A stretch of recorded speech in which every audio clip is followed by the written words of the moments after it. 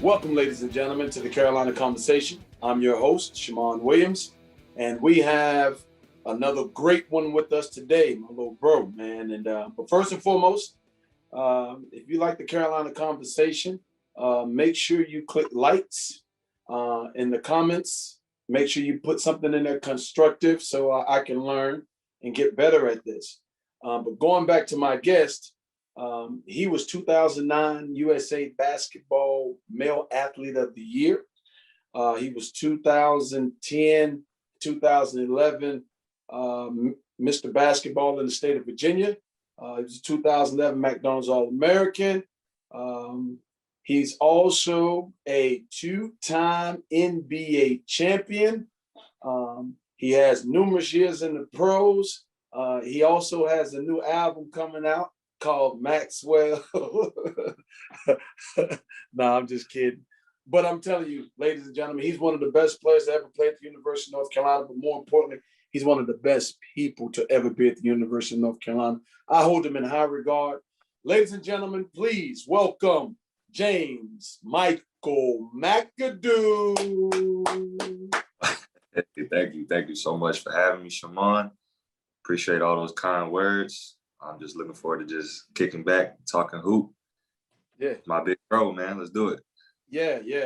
Well, like I say, I always, people think that I boost them up, and I always have to let them know, no, that's just what you did. Yeah. You know what I mean? Those are just a very few of your accomplishments that an old man in my age can remember. You did. But I want to thank you, man, for participating here in the Carolina Conversation. I know it's extremely important to have you on this because when I began to tell people that I was going to try to facilitate having you on this, a lot of people lit up. A lot of people were extremely happy that I was trying to get you to participate because a lot of people do hold you in high regard, especially those people that are a part of the Carolina family. And so, ladies and gentlemen, he's actually in Japan playing this year on year. Ooh. What year? Hold on. 7. Right. Year 7. Man, let me get. I was right there. I couldn't even remember. I had to count them up. Huh? No, see, I know what year you graduated. I know what year you left school, and so I do have an economics degree, so I can put that together. You dig? I was right there, but nonetheless, he helped me. He's in year 7. So, James Michael, how are you doing, man? How is it out there in Japan? It's different. If you've never been, man, definitely very beautiful country, very great culture that I have thoroughly enjoyed getting to know. Obviously, with the virus, it's not the true experience of what it's probably like or was like to live here and play basketball here. But it's been a great opportunity for not only myself, but my family, in the midst of this pandemic, to have a place where we can call home and feel comfortable. And I really just enjoyed being here. We're right outside Tokyo, which is really awesome. Right.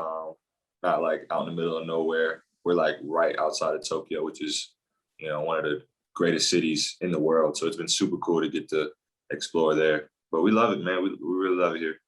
Yeah.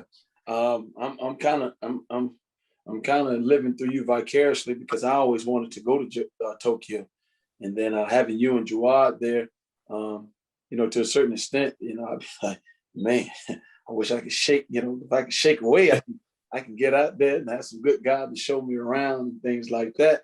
But you have a background that was similar to myself, of playing in the NBA and then have an opportunity to play abroad. And so, in your opinion, what are the contrasts of those two things, and what do you like or maybe dislike about playing abroad? I mean, I love playing abroad. Me, I'm different, but give us your perspective on the two.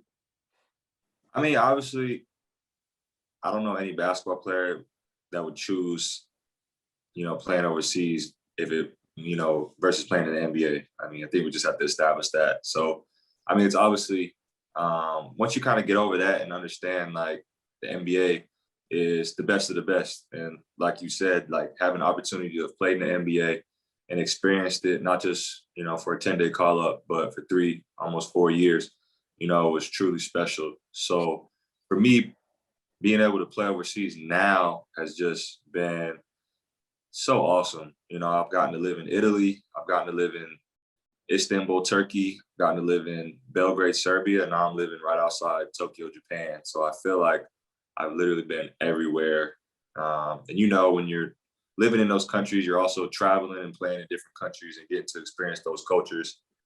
I think it's just, I think it just suits me, just being able to travel, experience different cultures, see different parts of the world. My family has absolutely loved it. It's tough, obviously, that goes without saying, especially Japan, the time difference, brutal compared to Europe. But, you just kind of embrace it. My family's over here and it's really tough with the virus. We can't have any visitors. So it's just been a real blessing, just me and my family. I got 2 young girls and just getting to love on them and watch them grow, all while experiencing a new culture. It's been great. And, the money's good, it pays the bills. So I can't complain. I'll never complain a day of my life if I get to play basketball and make money. I'm so blessed to be able to do that. Yeah. Well, going back to what you said first, you said you don't know many people that would choose one or the other. I'm gonna say I'm that anomaly. All right. Okay. Yeah, but you got really good places though. So it's not like you got to play in some really nice places though.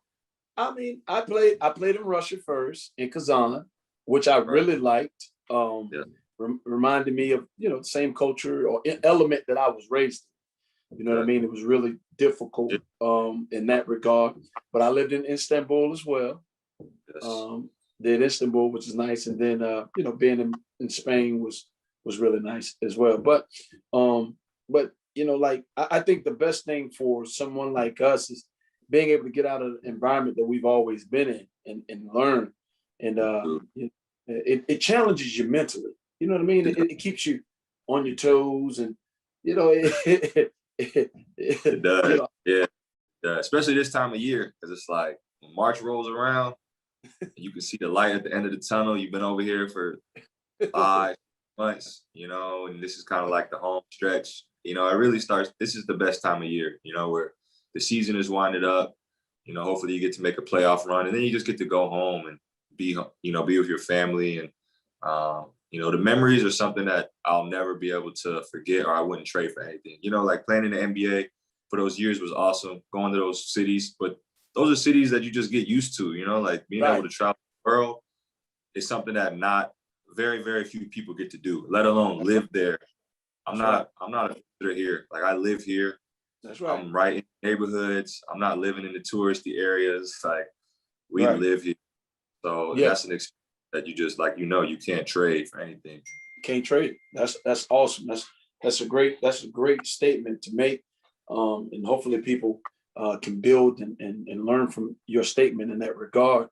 But going back to memories, after 2011 McDonald's game and being the co-MVP of the 2011 McDonald's game and, committing to the University of North Carolina. Let's go back to those days. What made James Michael McAdoo commit to the University of North Carolina? I was always a Tar Heel, to be honest. I grew up in Norfolk, Virginia, but my dad he grew up 10 minutes, from Chapel Hill. Not a lot of people know that. He grew up in Eflin, which no one's ever heard of Eflin. It's just right by Burlington where the outlets are. Everybody knows the outlet. So, that's where my whole side of my dad's family is from. So I used to spend summers, Thanksgiving, all the holidays down there. So I was born a Tar Heel. I didn't like UVA. I didn't like Virginia Tech. My dad went to ODU, but I definitely didn't like ODU, So I guess just growing up, they were always my team and they were my family's team. So when I started the recruiting process, I wanted to be fair, I wanted to be thorough, but, I used to always remember people used to always give me a hard time. Like, why are you even wasting your time? Like, you're going to commit to UNC Chapel Hill. And, I guess I didn't really want to come out and say it like, you're right. But at the time, I definitely wanted to make sure I was making the right decision for myself. But, you know, I think so many things went into making that decision. But the biggest thing was just having the opportunity to play at my dream school, you know, play for the team that I had watched growing up, you know, and fell in love with the game, watching so many of the greats that have come through Carolina and gone on to do so many great things in the pros. You know, it was a dream come true. You know, I'll never forget when Coach formally offered me the scholarship. And then I'll never forget, you know, when I actually, you know, officially committed in his office. It was right after the 100-year anniversary game. Oh, wait, 100? Yeah. In 2000, I want to say it was 2010 when they brought all the guys back.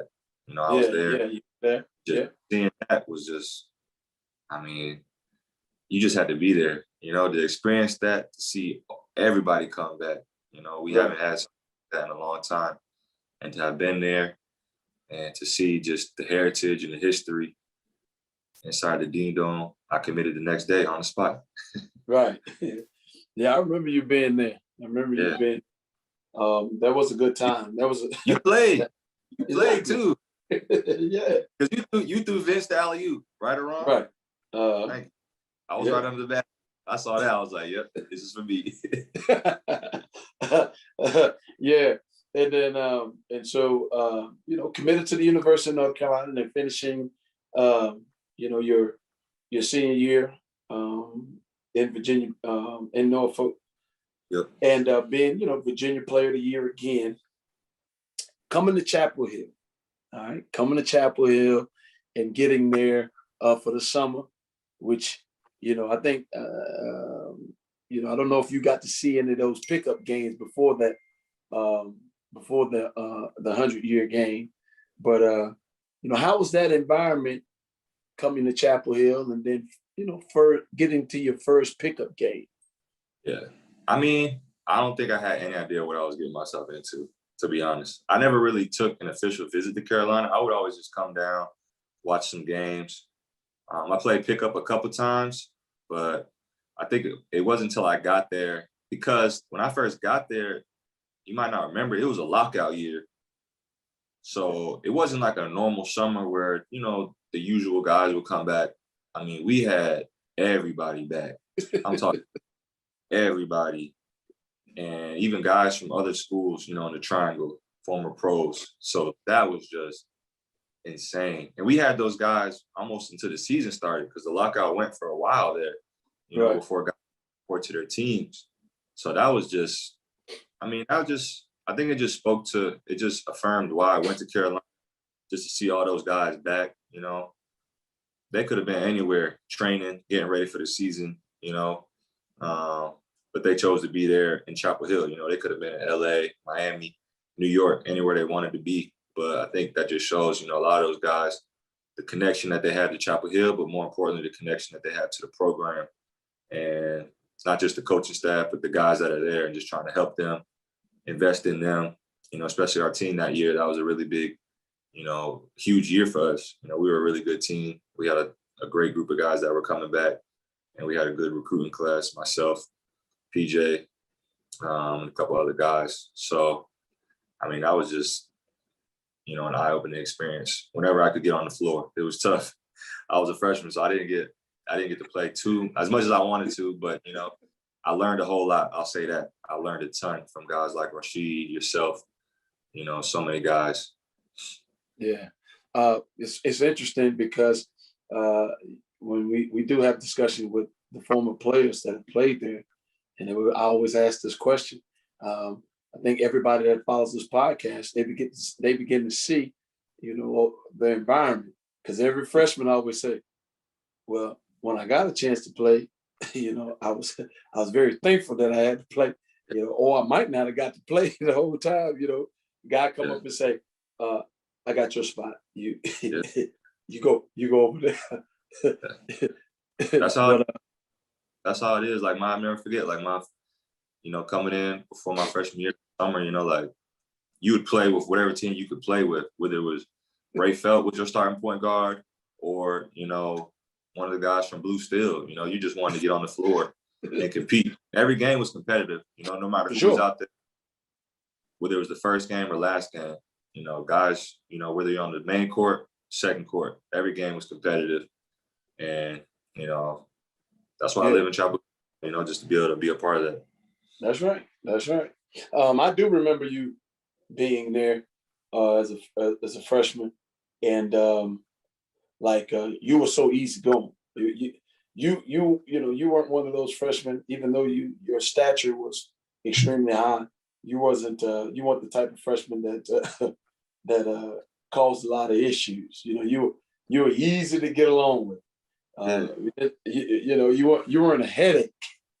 Right. So most people like that. They, well, you know what? Let me get the young fella. Come on, young fella, you gonna play today? Come on, young fella. I know Ray felt like me. I know you like me because I set good screens. I rolled to the basket. And you finished. You finished. That was important. And you know, like I said before though, but you weren't one of those individuals that was, you know, like I said, a headache. And you know, people could appreciate that. You know, all you guys come in there, y'all are stars. And so you come from an environment where you're a star, and a lot of things are predicated towards you. And this environment right here, that pickup environment is not predicated towards you. And so, you know, to have the respect of the older players, to want you on the floor and give you an opportunity to play, that was extremely big. So, so after that summer, James, Michael, you know, you're going into your freshman year. You know, talk about some of the teammates that you had at that point in time, and talk about your freshman year. Oh, teammates. I mean, I can go down the list. A lot of you guys still in the NBA. Harrison, aka the Black Falcon. That's my guy. I just talked to him this morning. He's doing well out with the Kings. Obviously, John Henson, Big Z, Reggie, PJ Harrison, Dex, Leslie. You know, we had quite a group. Jackson Simmons, Desmond Hubert. Those are two guys that came in with me. Luke Davis. Then we had Blue Steel. Blue Steel. But yeah, we had a good group of guys. We were a talented team, and I can't forget Kendall, of course, our leader, you know. But man, we had such a good group, you know, and my freshman year was, oh man, I was so new and fresh. I had no idea what I was getting myself into, you know, and obviously we had a really great run. We won the ACC in dramatic fashion. We lost the ACC tournament, and then we had a great run, you know, in the tournament before we lost Kendall, which was a huge blow to us. And, you know, but those are all such, you know, we had such good guys. You talked about, you know, not having any knuckleheads. You know, for the most part, we had such a good group of guys that sacrificed for the greater good. And, you know, it just didn't work out for us. You know, obviously, it would have been nice, you know, to get one, but it just wasn't, you know, it just didn't happen. You got to get a little bit lucky, and we didn't. Yeah, you know, for sure. But my freshman year was definitely had some ups and downs. You know, I didn't start off great at all. You know, it was, like they say, drinking out of a fire hose for the most part. I dealt with a couple nagging injuries to start the season, so I was kind of behind. And then, you know, after that, it was just trying to play catch up. Next thing you know, we're in ACC play, which I had no idea what that was. You know, I didn't know like how important every game was until I'm out there. And, you know, it wasn't until, you know, really the last end of the year when John Henson got injured that I was really able to I was able to get a lot more minutes, you know, into the ACC tournament, and then eventually into the NCAA tournament, where I feel like I really blossomed. But you did. Yeah. You did. You really, when your opportunity presented itself where you had some more consistency, you most definitely played at an extremely high level. And you were very intricate in that run that they were making. And like you said before, even if with the injury, you know, you guys still had a chance against it was Kansas. Because because Stillman played his tail off, man. Stillman White played his tail off. Stillman came in, did great for us. Justin Watts also was a guy I've gotten really close with over the last few summers. He's still playing. I forgot to mention him. My apologies, Jay Watts. But yeah, we had a chance. There's no excuse. No one's making an excuse. KU was the better team, obviously. But you would have just loved to. We would have loved to have been at full health, full strength. No question. But, that's the game. Yeah.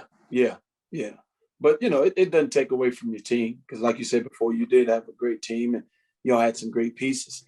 And so now after, because of you're having a great you finished the season off pretty good at a high level, and then coming back to the University of North Carolina as a sophomore, and especially with those guys leaving, and more responsibility being placed upon your shoulders.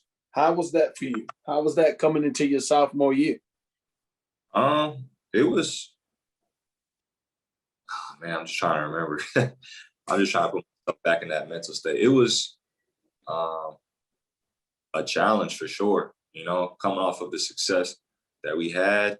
I think not only myself, I think some other guys, I don't know, I think we thought we were going to be able to kind of keep the momentum going from that team that, made it to the Elite Eight and hopefully, make another run, whatever that looked like. But I think, obviously we lost so much. I mean, we lost the entire.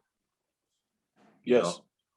We had 4 guys go almost in the lottery, and that's really hard to replace. I was a good player.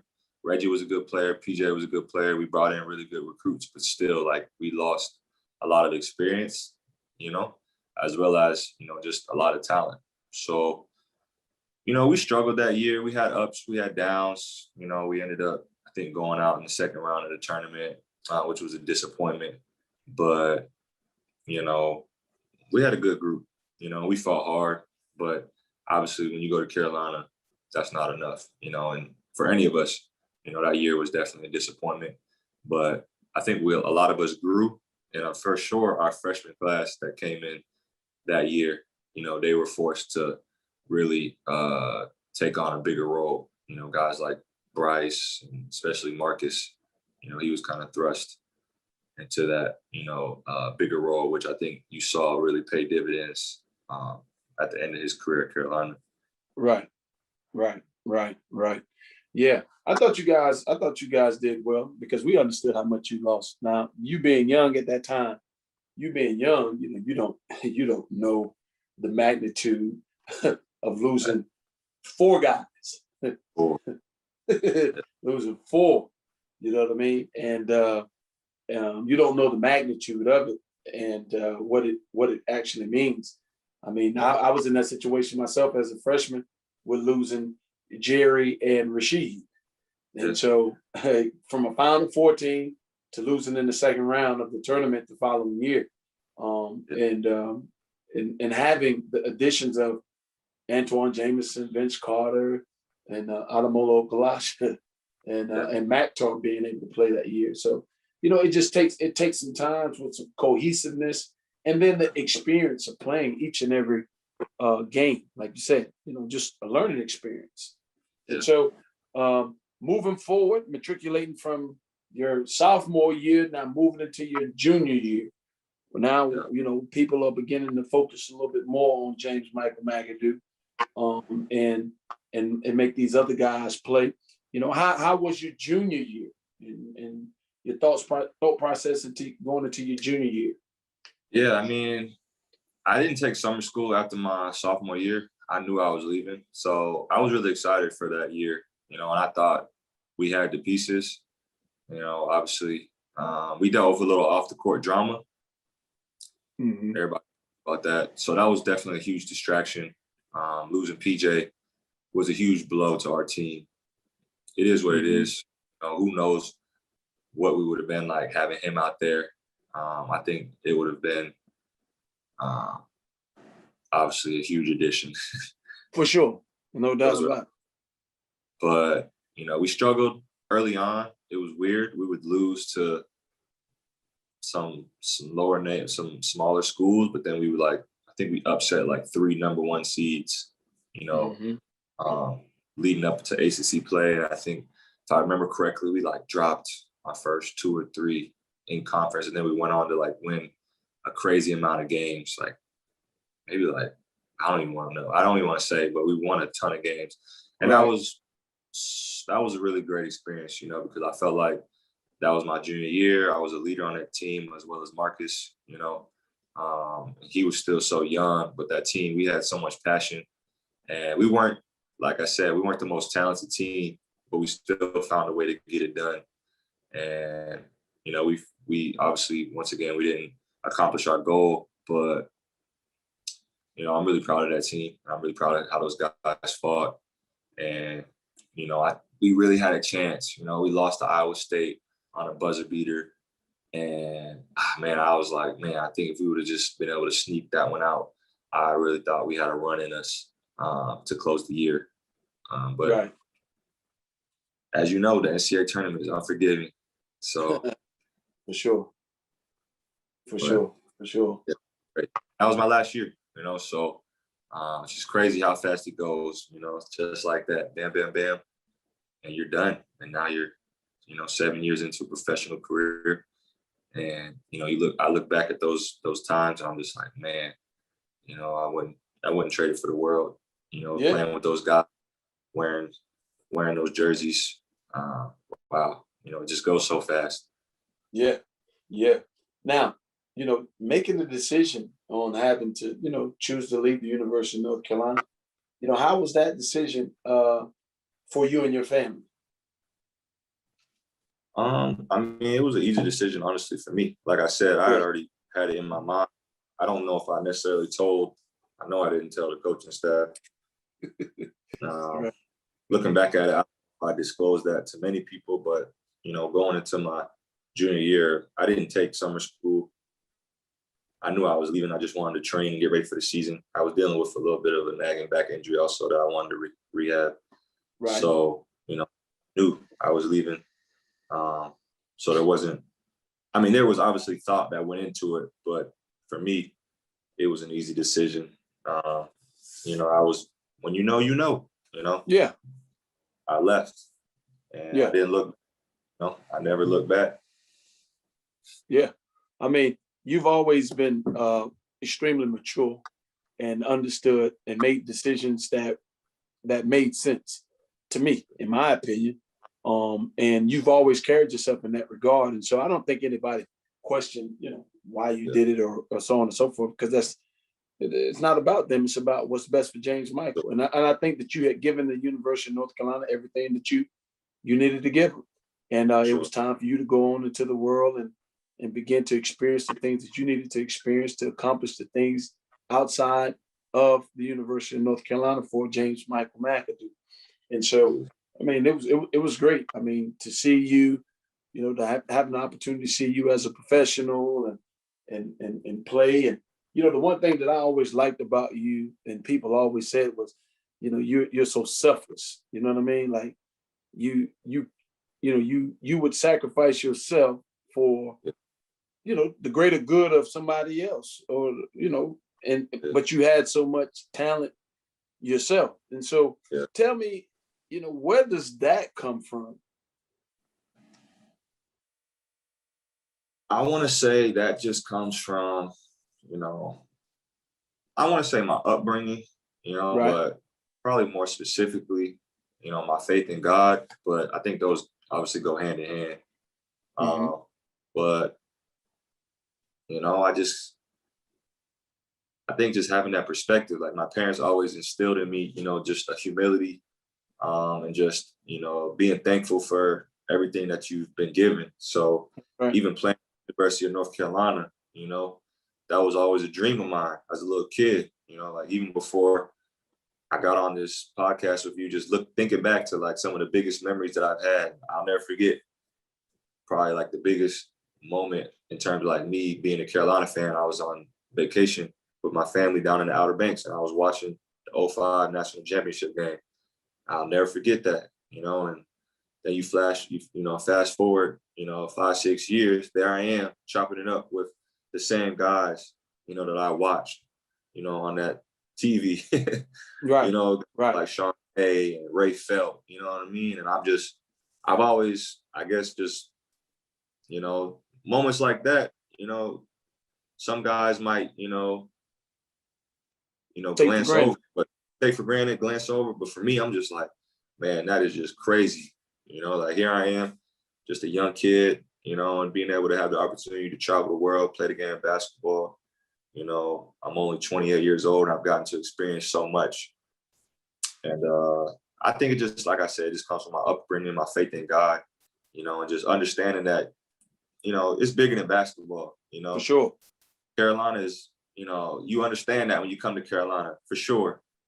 Every year, what's our goal? We know what our goal is, but, just that's why I came there, because seeing it, it's bigger than basketball. Carolina has 5 national championships. We don't win it every year.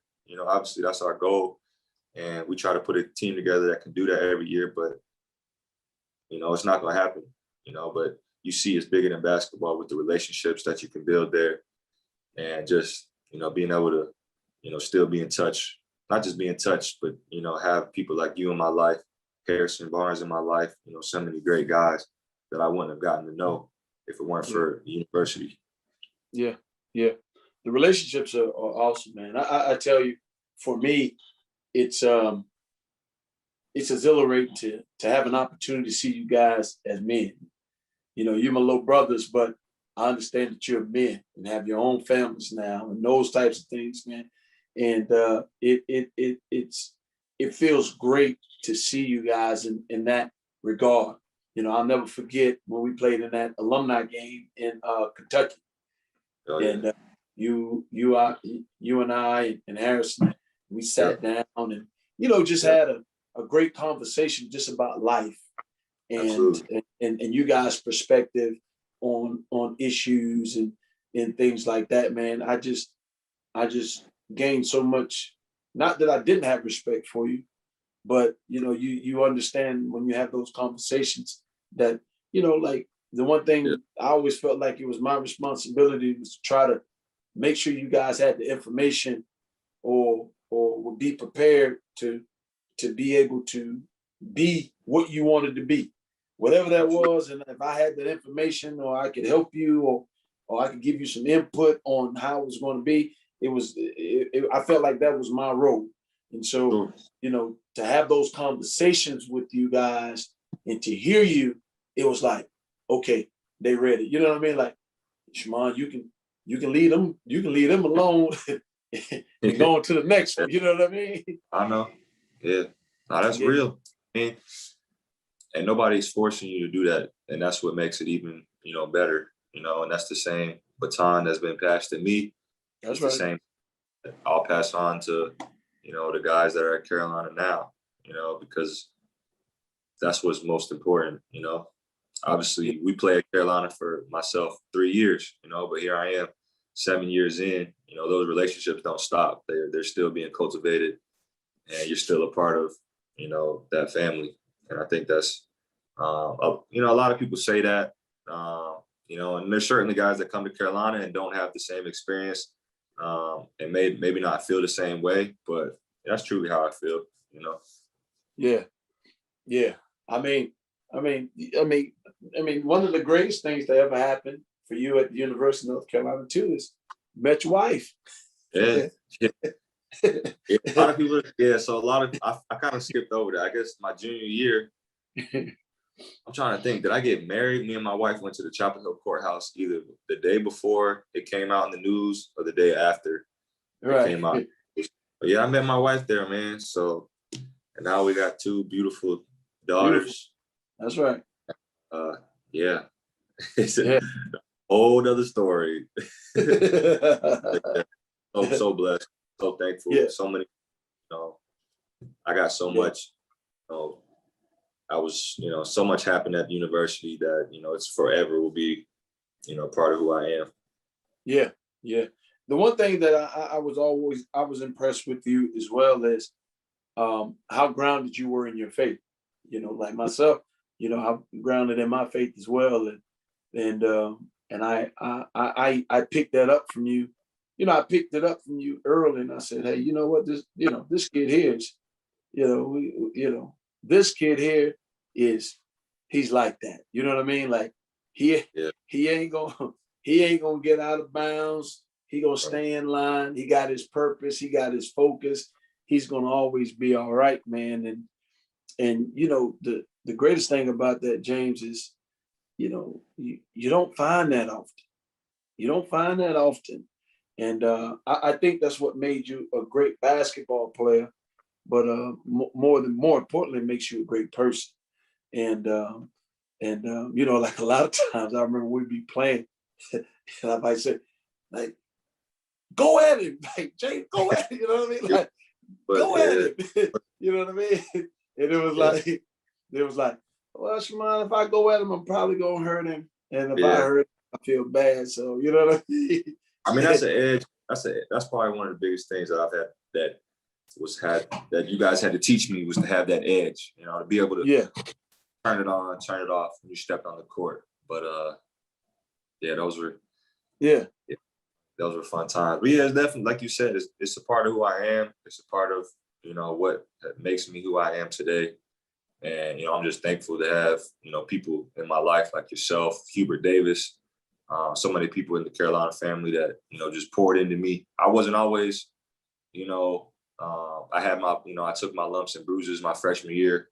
I was coming from a very sheltered home, and I definitely wasn't ready for, the college experience. And, I definitely think that also was a huge part into probably some of my early season troubles. But at the end of the day, I had so many people that just loved on me and were like, listen, this is not who you are. Get your act together, mostly off the court. And I was able to do that. And, it's funny how it works, it translated to success on the court later in the season. Yeah. Well, trust me, you may say it was lumps. We'll say those were scratches. Because you go down the line of all of us, boy. Right. If you call those lumps, you're right. You would probably think we had some knockouts. Right. But that's so, life. That's life, though. Oh that's man, life. yeah. You learn, and you just try to become a better man. Because of it. But the greatest thing, and which makes you so valuable, and this is why even when we had that conversation back in Lexington, and I was like, we had that conversation because why? Because it's important for those guys. Remember, just like you said, in 2005, you were a Carolina fan. You loved Carolina. And so you were having those conversations with guys that you had watched on television. So now, like I said, now you reciprocate that for those kids now, because guess what? They were watching you. Yeah. And so, when you walk in the gym, the guys like, well, that's James Michael. That's McAdoo. You know what I mean? Like, you really never know the impact that you have on individuals. And, and that was the one thing, we talked about, me, you, and Harrison talked about, hey, man, and then especially what y'all have been able to accomplish. I mean, we don't have many world champions. You know what I mean? You got 2 world championships. Yeah. You know what I mean? And so that's a lot of information that can be given, not just the players, dudes still in the league that can use that information. You dig? So it's crazy just to see, you talk about that, but just to see kind of like tracing my, Carolina connection, no pun intended, through my professional career. I go to the Warriors my rookie year. Who's there? Harrison Barnes, Right. One of, if not my best friend to this day. I get to play with him. And then, I move on to my overseas career, and I'm playing for Larry Brown and Dante Calabria, overseas. And then even last year, who am I playing with in Serbia? Marcus Page. We're playing on the same team. And then most recently this year, Jawad is probably the biggest reason why I'm playing in Japan, because he's always had the, idea of playing here in my ear, and really probably, like I said, the biggest reason I even signed here. So it just shows you how that Carolina connection, it just flourishes, no matter how you look at it, especially after you leave, because like I said, it goes so quickly when you're there, Right. But, But, and so the one thing that I always like to ask, the one thing that James Michael McAdoo will want people to know about him and his experience at the University of North Carolina. What's the one thing that you would want people to know about you? Oh, man. Yeah. One thing. When they talk about you, what you want them to know. You put me on the spot. I mean, I'm gonna just say the first thing that comes to mind. It was definitely tough. I'll just keep it 100 with you. It was tough. I'm a competitor. Coming from high school where I did everything, accomplished everything I could possibly have wanted to. I won 2 gold medals, 2 state championships. You named all the accolades. I don't have to go back over them. So to come to the University of North Carolina and not really experience much success, that was really tough. And I don't regret it. It is what it is, but I think I've always, looked at that, not necessarily as a failure, but just as, something that, I'm always disappointed about, is not having been able to win a national championship. Obviously we won the ACC championship my freshman year, but I don't know. It's just different, to have had the opportunity to win a national championship was something that I'll always, be a little sour about, much like a lot of guys that have come through Carolina. Exactly. Me. So, but, I think that just is my story, and that doesn't take away from my experience, the people that I met, the relationships that I made. I mean, I never in a million years would have thought I'd live in Chapel Hill.